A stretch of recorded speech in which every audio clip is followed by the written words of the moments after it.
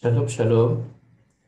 Nous sommes le mercredi 6 avril et 2022, qui est Hey Nissan. Et je voudrais partager avec vous, en fait, une synthèse de deux shiurim, l'un provenant de Rabbi Y.Y. Jacobson de New York, Monsey, et l'autre de Rabbi Foreman, lui aussi de New York, qui sont en fait mes deux rabbinim préférés au niveau de l'étude du Chumash en particulier. Et l'intéressant, c'est que Rabbi Jacobson est Chabad, Rav Foreman pas du tout, mais dans le sujet qu'on va aborder maintenant, ils ont exactement la même interprétation et la même compréhension du texte. Et donc, c'est toujours intéressant de le voir, de constater ça. Le sujet que j'ai donné au Dvar Torah, c'est quel est le véritable centre de la Haggadah. La Haggadah est très longue, on a même par moments l'impression que ça passe d'un sujet à l'autre de manière un peu désorganisée. Et quel est l'essentiel du message? Eh bien, la réponse qui est donc proposée pour découvrir ce sens, et par Rabbi Jacobson et Rabbi Foreman, c'est de voir que dans le Vanishtana, on a 4 questions qui sont posées, et il y en a une d'entre elles qui n'a pas de réponse dans la Haggadah. C'est-à-dire qu'on peut, le matzah, maror, mesoubé, on sait pourquoi on mange de la matzah, du maror, pourquoi est-ce qu'on s'accoude. Mais le dernier, Shebechol Alelot, c'est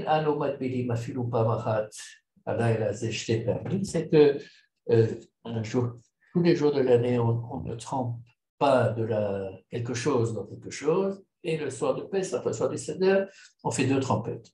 Et ça, vous pouvez regarder le texte de la Haggadah, il n'y a aucune explication claire.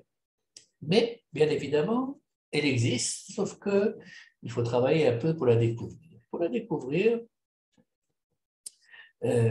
auparavant, je rappelle quelles sont quand même les 2 trempettes.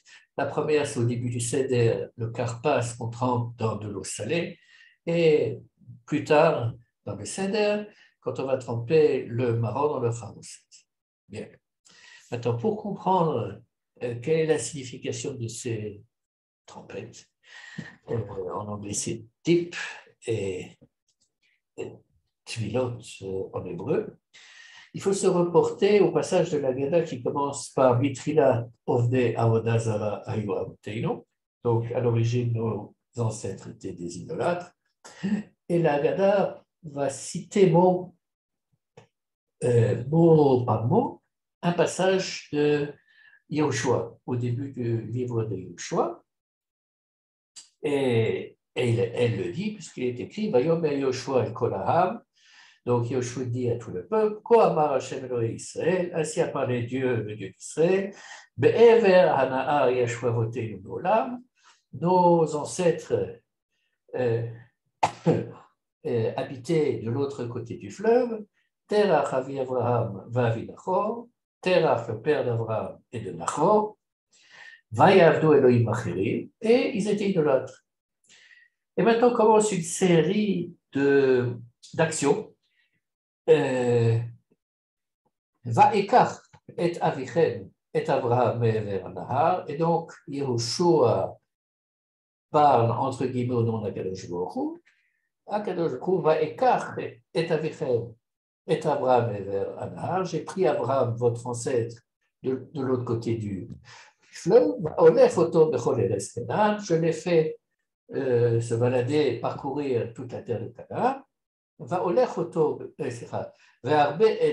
J'ai multiplié sa descendance, et Yitzhak, je lui ai donné Yitzhak, et Yitzhak et Yaakov et Esav, et j'ai donné à Yaakov, j'ai donné à Yitzhak, Yaakov et Esav, Esav et Seir, le Reshet Oto, et j'ai donné à Esav le mont Seir comme territoire pour s'installer.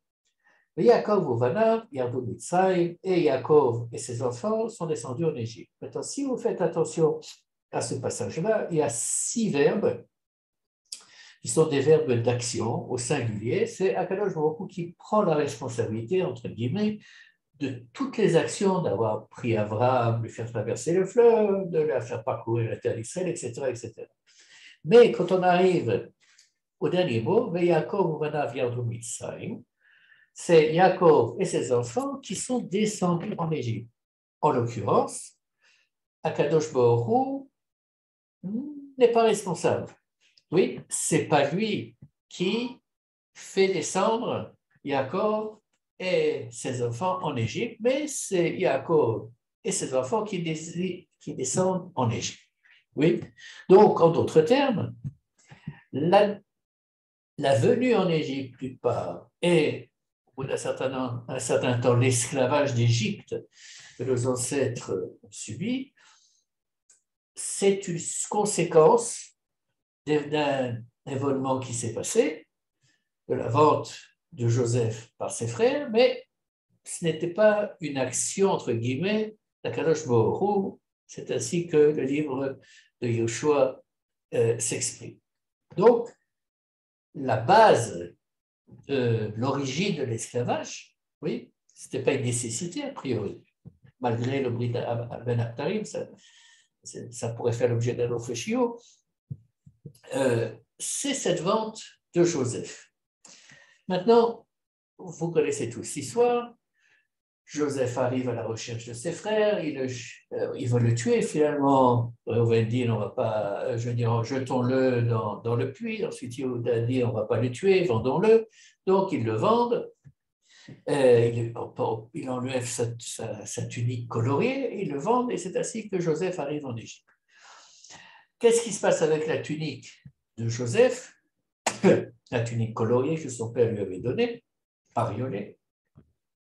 Eh bien, ils prennent un chevreau, ils égorgent le chevreau et ils trempent la tunique dans le sang du chevreau. Et envoient cette tunique à leur père en lui faisant dire Hakerna haketonet bincha, est-ce que tu reconnais que c'est bien la tunique de ton fils? Et bien évidemment, Yaakov reconnaît que c'est la tunique de Joseph, et on déduit qu'il a été mangé, dévoré par une bête féroce sur le chemin pour chercher ses frères.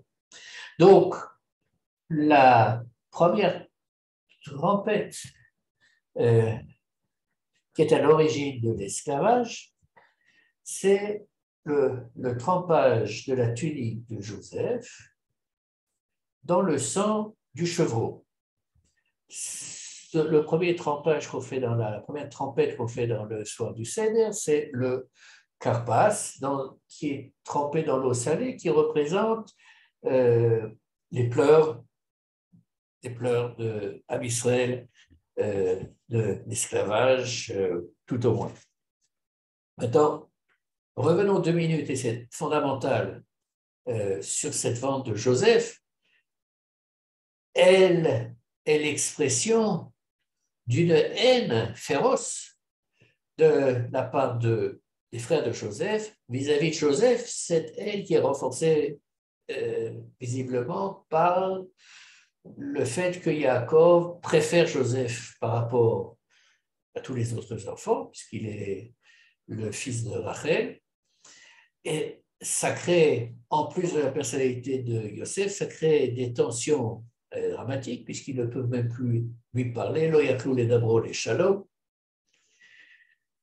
Et quand il y a cette rencontre, donc du côté de pas loin de Shrem, quand il y a cette rencontre, il décide de se débarrasser de lui.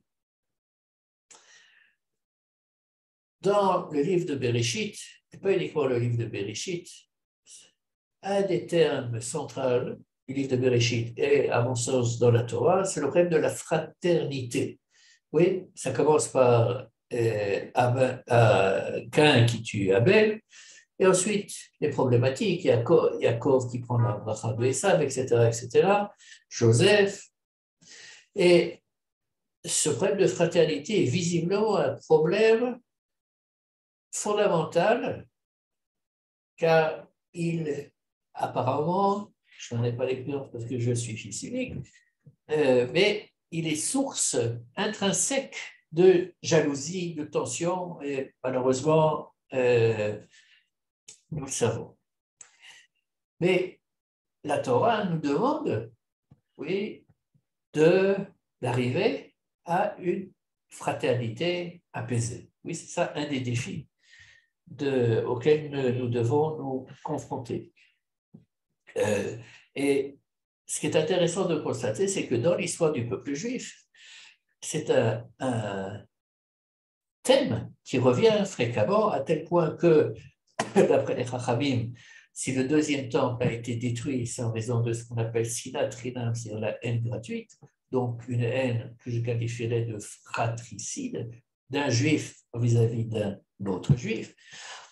Et d'une certaine manière, on peut comprendre, je ne parlerai pas de haine, mais on peut comprendre les difficultés de cette existence ensemble.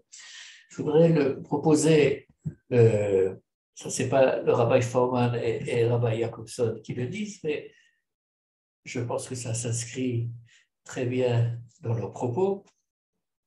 Quand vous regardez les 12 tribus, Akadosh Baruch Hu aurait pu faire à Israël, il y a une tribu, un individu. Pourquoi il fallait faire 12 tribus? Non seulement 12 tribus, mais quand vous prenez les symboles qui représentent ces tribus-là, eh bien, on va avoir le bateau pour le posé Vouloud, les tentes de Gad, la biche pour Naphtali, le pectoral pour les Lévim, le lion pour Yehuda, etc., etc.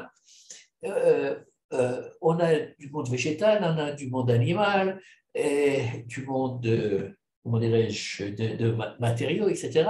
A priori, quel est le lien entre un bateau et un lion? Ben, il n'est pas évident, n'est-ce pas?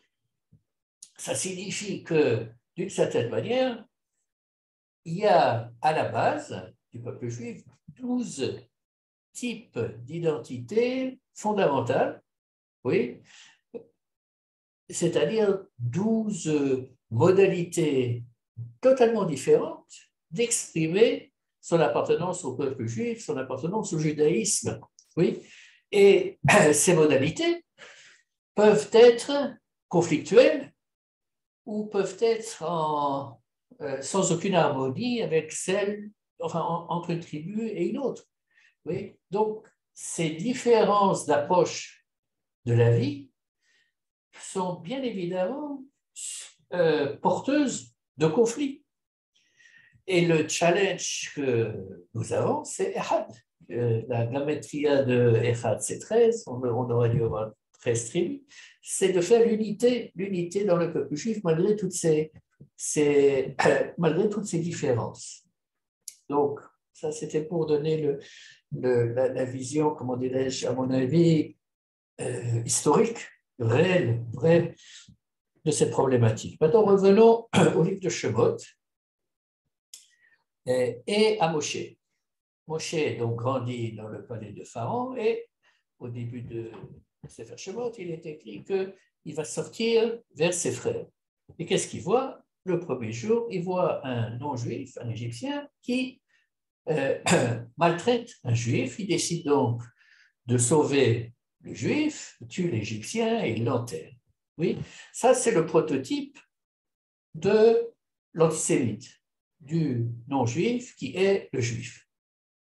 Moshe intervient contre, entre guillemets, l'antisémite pour protéger le juif. Le lendemain, un scénario semblable, sauf que cette fois-ci, c'est deux juifs qui se disputent et l'un qui a le dessus sur l'autre apparemment, et Moshe intervient, il se fait rembarrer, et il s'enfuit, comme vous le savez. Et le Sfat Emet, cité par le Rabbi Jacobson, dit la chose suivante, c'est que Moshe savait comment affronter l'antisémitisme, mais il ne savait pas comment réagir, manager l'inimitié ou la haine qu'il peut y avoir d'un juif vis-à-vis d'un autre juif, et en l'occurrence au début en tout cas de Sefer Shemot, comme il ne le sait pas, il s'en va, il fuit.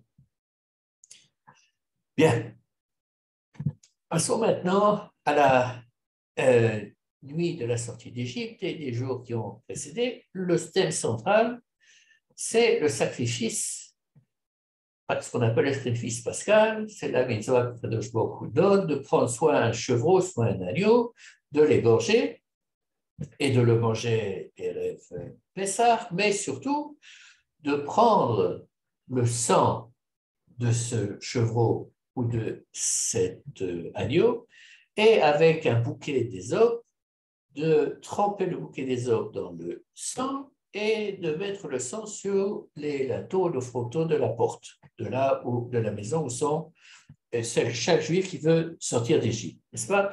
Ça représente donc non seulement la deuxième trompette, oui, mais c'est à nouveau dans du sang. Et non seulement c'est à nouveau dans du sang, c'est également dans le sang d'un chevreau. C'est absolument pas par hasard, disent et Rabbi Forman et Rabbi Jacobson.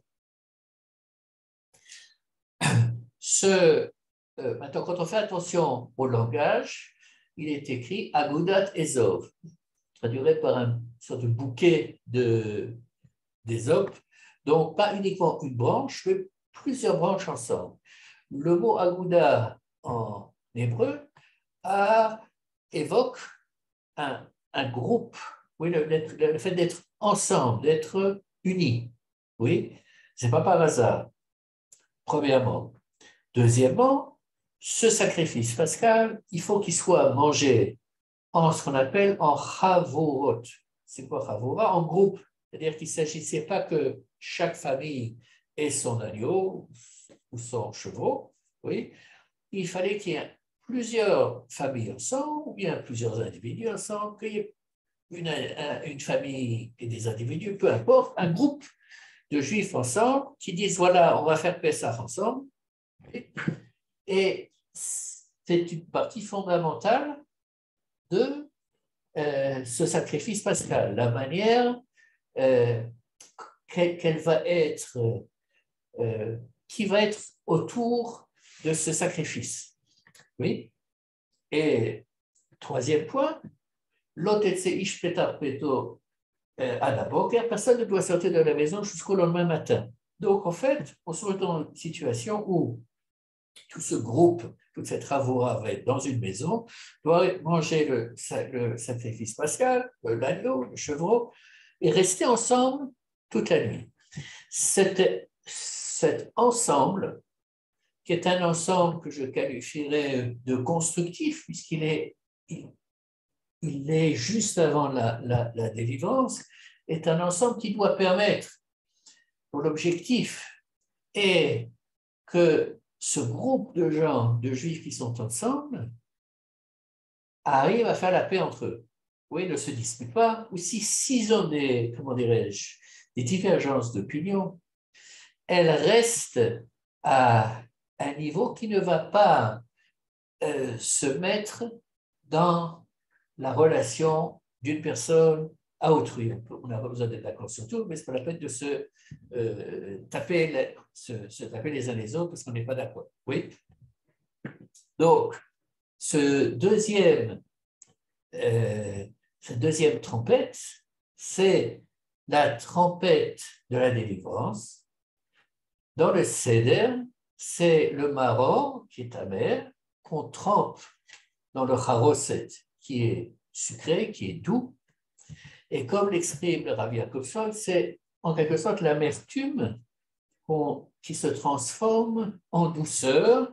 Et je rajouterais, personnellement, c'est mon avis, la sinatrinam, oui, la haine fratricide qu'on a connue avec Joseph et Esther, qui est transformée en avatrinam, en amour gratuit, qui nous permet d'avoir autour de la table du Seder, eh bien, beaucoup de gens, beaucoup de personnalités différentes, d'âges différents, d'origines différentes, etc., un ensemble uni. pour conclure, je voudrais dire mon opinion personnelle que ce challenge de fraternité au sein du peuple juif est toujours d'actualité, je dirais malheureusement. Je ne suis pas certain qu'on soit arrivé encore à Ahavat Chinam. En Israël, on a tendance à juger les gens par la manière dont ils sont habillés. D'accord? On va voir ceux qui sont avec Streimer, ou bien ceux qui sont avec kippa, et quel type de kippa, ils sont pas sans kippa, et la longueur de la robe, etc., etc. Et immédiatement, on va projeter des stéréotypes sur la personne en question en l'associant au groupe qu'on pense avoir identifié, qui est le groupe de la personne, et on va totalement oublier, d'une part, la partie individu. Oui, chaque individu est différent au Hachem, et même s'il y en a, comment dirais-je, si 10 000 personnes ont le même uniforme, mais c'est quand même 10 000 personnes qui sont différentes. Ça, c'est un premier point. Mais le deuxième point, c'est qu'on a toujours tendance à penser que notre manière de vivre est la bonne et la meilleure. Sans doute, c'est vrai pour nous, mais ça ne disqualifie pas nécessairement les autres manières que d'autres juifs ont de vivre leur judaïsme, même si ça nous est totalement étranger, même si ça peut nous révolter, pour 10 000 raisons qui sont à nos yeux justifiables, vraiment, ça peut nous mettre hors de nous, que ce soit à gauche ou à droite, enfin peu importe la raison. Et malheureusement, dans le monde juif, on a trop tendance à mettre l'accent sur ce qui nous différencie, séfarade, ashkénaze, tu sais moi, et encore d'autres catégories.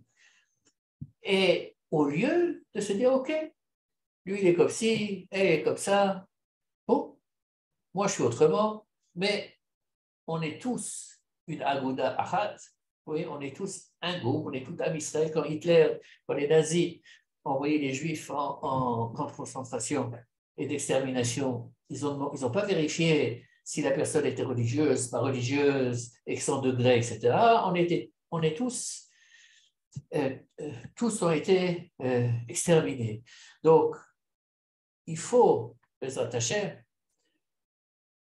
dans ce CEDER que nous allons faire prochainement, essayer de développer en nous vis-à-vis de chaque personne qui est avec nous à la table du CEDER, cette Ahavat Israël, qui est la clé de, je pense, la survie du peuple juif. Chag Sameach.